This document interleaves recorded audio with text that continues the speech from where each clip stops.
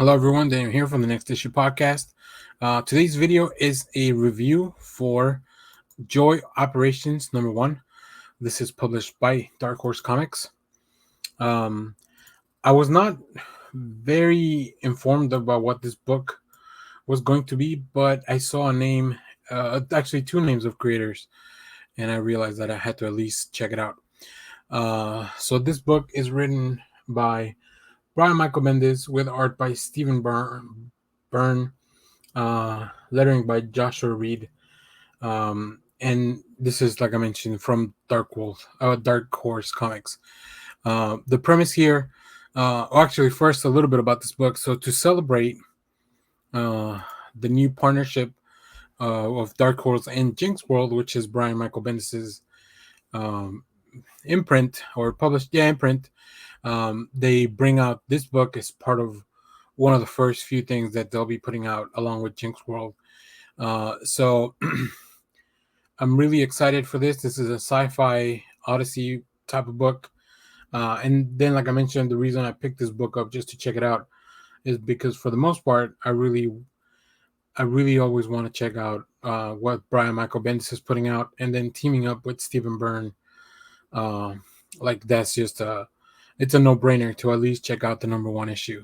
You know, sometimes the books that Bendis does, they're not for me. Like the genre or the situation may not be something that I like, but he's also written some of my favorite stuff, like House of M. I love that book. It's probably my favorite Marvel book. He wrote a lot of the X-Men from when I started reading comics, and then moved on from there. Now we have DC stuff, writing Superman and all that. So I'll always check out his indie stuff as well. So let me talk a little bit about this book, and then we can get into it.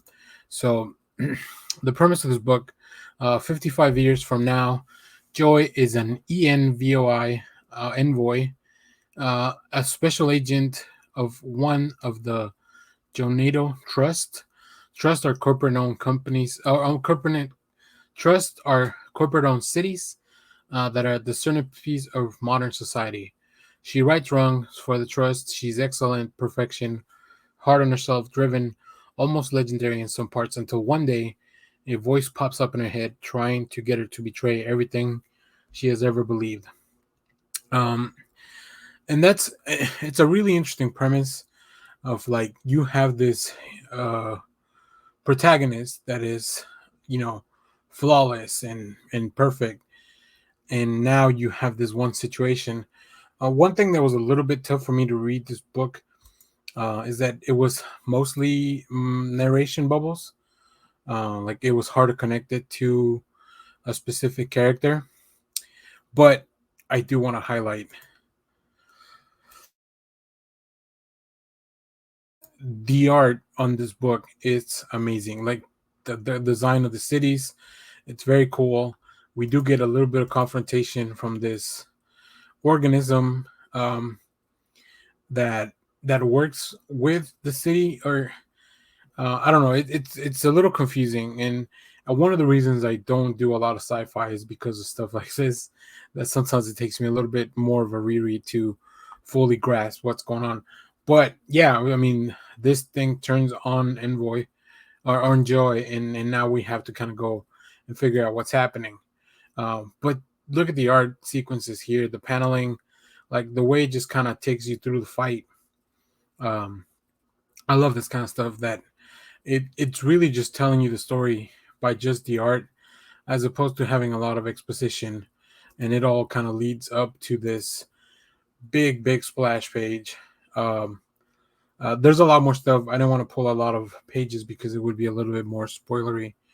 But this book is interesting enough that I'll keep following it. Like I mentioned, Bendis has been a little bit hit or miss for me, but it's really because of the different genres that he does, not so much the writing. I just finished picking up Checkmate from DC Comics that he's doing with Alex Maleev.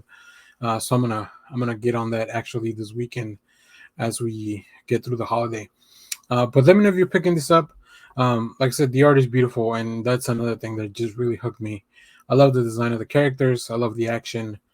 So those are the kind of things that keep me engaged in a book like this. So thanks for watching, everyone. Remember to share, like, subscribe, hit the bell so you know when we go live. Let me know what else you're reading from Dark Horse. We don't do a lot of Dark Horse reviews because it's hard to get them in advance. We still haven't been able to contact anyone, but we're working on it. We did cover the whole Master of the Universe Revelation prequel comic, so you can find that on the channel, and we'll pick things up as they kind of call our attention. So thanks for watching, everyone. Remember, share, like, subscribe, hit the bell so you know when we go live.